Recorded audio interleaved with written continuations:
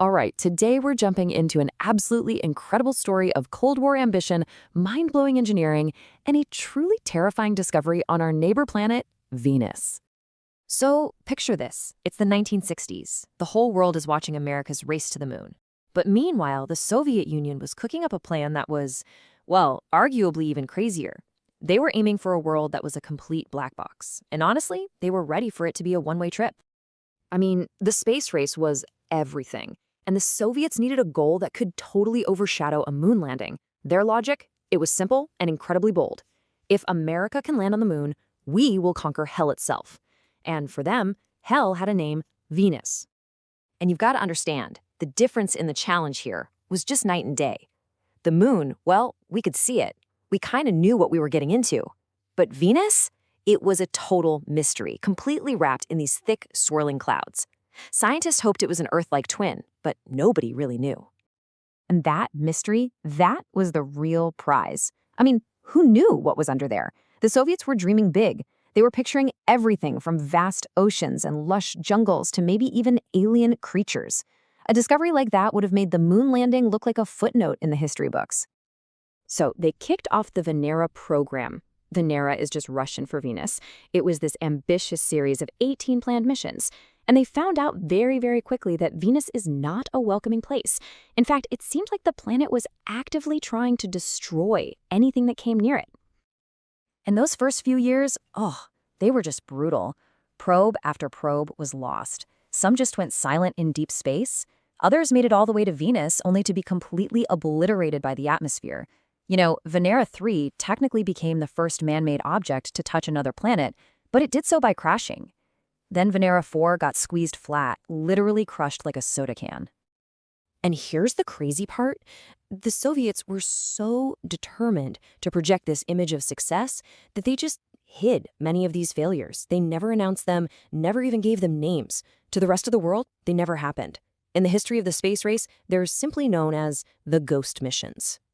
So after getting repeatedly hammered by Venus, the Soviets had a realization. Their probes weren't just failing, it was like the planet itself was attacking them. So for their next attempt, Venera 7, they changed tactics. They built it like an absolute tank, with just one simple mission: survive. And you know what? Even then, things went wrong. During the descent, its parachute ripped and the probe just slammed into the ground. But, and this is the amazing part, because it was built so tough, it actually survived the impact. That was the moment. The very first man-made object to successfully land on another planet and transmit a signal back to Earth. It only lasted for 23 precious minutes before the planet finally killed it. But the data it sent back was shocking. It showed a surface temperature of 465 degrees Celsius. That's more than double the heat of your oven at home on its highest setting. The scientists also used the data to figure out the atmospheric pressure, and it was staggering, 90 times greater than what we experience here on Earth. That is the same as being 1 kilometer deep in the ocean. No wonder all the earlier probes were getting crushed. And this part is just so clever. By analyzing these tiny shifts in the radio signal as the probe fell, it's a phenomenon called the Doppler effect, they figured out that something was pushing the probe sideways. It was the wind, blowing at a constant hurricane force 360 kilometers per hour. Okay, so now they knew what they were up against: crushing pressure, oven-like heat, and planet-wide hurricanes. Armed with this terrifying new knowledge, they went back to the drawing board and designed a whole new generation of landers. The goal this time? To finally see this hellscape with their own eyes. And these next machines were just incredible. They looked like something straight out of science fiction. A 5-ton lander, all its fragile electronics tucked inside a protective sphere, with a special crush ring on the bottom just to absorb the impact of landing. All of that just to keep 2 little cameras alive long enough to take a picture. But after all that planning, all that incredible engineering, they were defeated by the simplest thing you can imagine.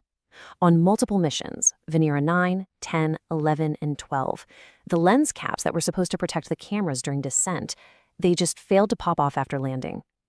It must have been an absolutely crushing blow. But on Venera 9, one of the 2 cameras did work, and on October 22, 1975, humanity saw this. For the very first time, we laid eyes on the surface of another world, and it wasn't a jungle or an ocean. It was a bleak, rocky, and truly fearsome landscape. Then they topped it. Venera 13 not only sent back the first color images of Venus, but it also carried a microphone, and for a few brief minutes recorded the first ever sounds from another world, the howling of the wind and what scientists believe was the sound of distant thunder.